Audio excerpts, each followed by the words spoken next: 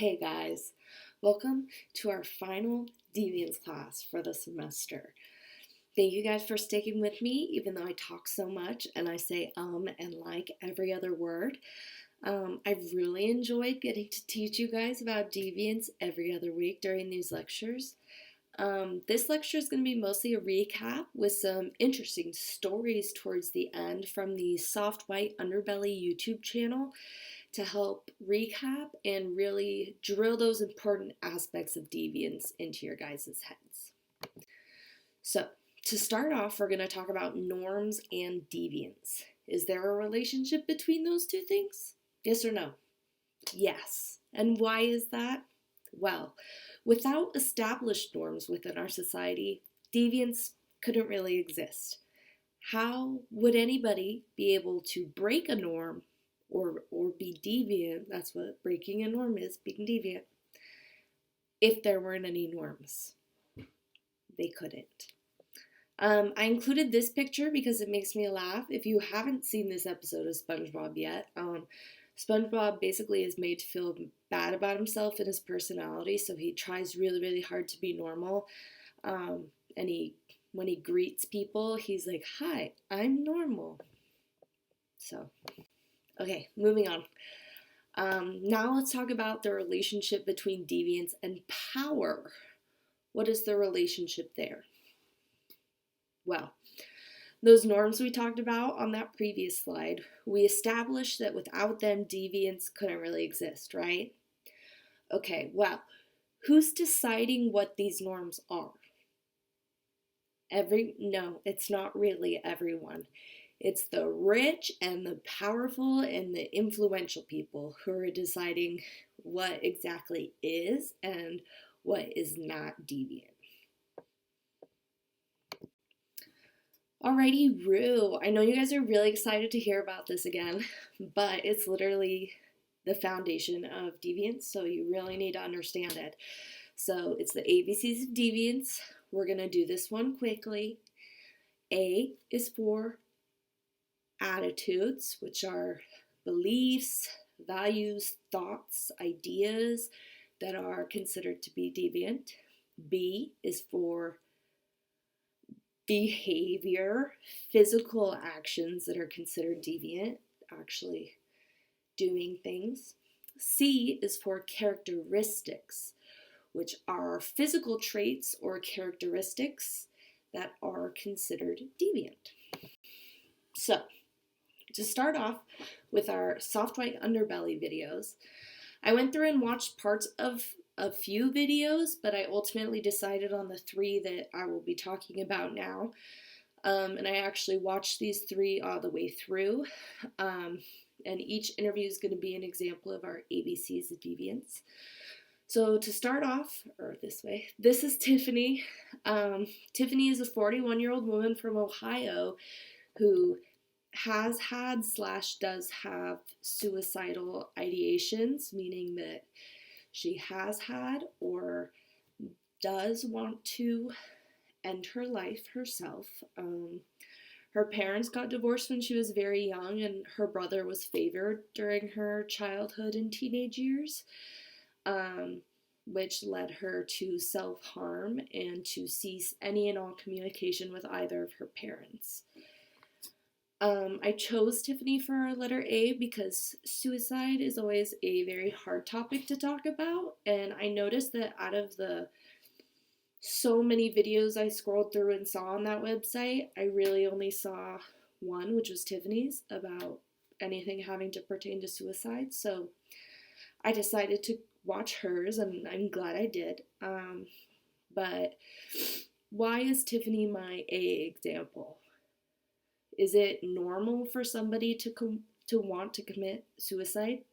Is that a norm within our society for a person to legitimately want to harm themselves to the point of no longer being here? And not just like jokingly saying, "OMG, I'm gonna off myself," but actually truly wanting to. And no, the answer is no, that's not normal, and it most certainly shouldn't be.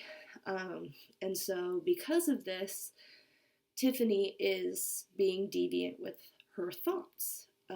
which is why she is my A example. Her thoughts are breaking a norm. It's not a norm to have thoughts like that or an attitude like that, which is our A. So B is for Bianca. It's for behaviors, but our example happened to be Bianca. Bianca is a 19-year-old who works as a prostitute. She grew up being abused by family members, and once she lost her grandmother, who she was very close with and says was her best friend, she began to work as a prostitute to make quick cash. Bianca is my B example because she's physically selling her body for money, which is in and of itself illegal, deviant, but it also goes against our social norm of finding an office job or working as a server in a restaurant or becoming a teacher to make money and have your income. Bianca seems like a really nice girl who really wants to make a good life for herself and have a good future. She wants to pursue music, but because of her current job status and her current physical actions, I chose her as our example for the letter B. Lastly is our C, which is Crystal with a K. She specifically mentioned that. Crystal is a transgender woman who used, produced, and sold methamphetamines for about 30 years of her life. She's currently clean and has been for a long time, which is insane considering the amount of time she was there. Like, all the power to Crystal, you guys. So the reason Crystal is my C example is because unfortunately in our society, being transgender sometimes comes with stares and comments due to the person's physical appearance. I also would like to point out that Crystal looks amazing. Look at her, beautiful. Anyways, if you look at the way that she's dressed and her hair color, that could also be considered deviant.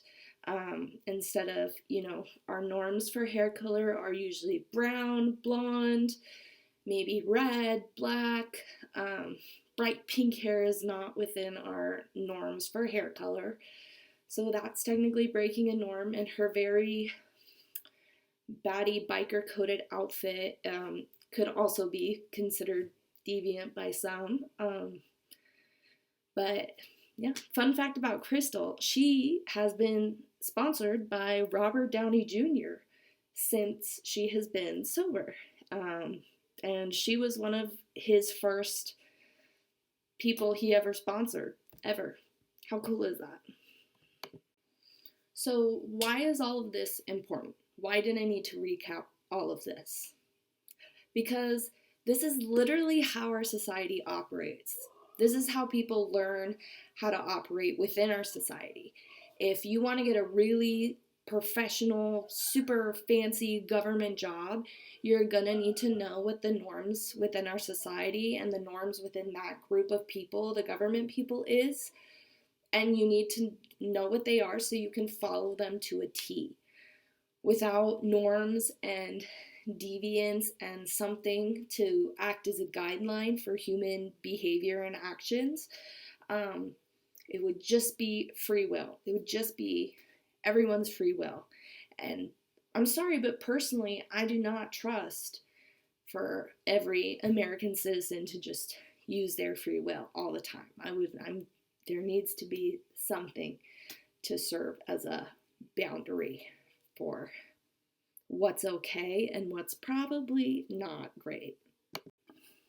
In conclusion, deviance is a really interesting topic to learn about, and I hope that you leave here today truly understanding the ABCs of deviance and how deviance and different aspects of deviance play a role in our everyday lives. I have had such a good time teaching you guys this semester, and I really hope that you liked all of my presentations. They were really fun to make. All right, bye!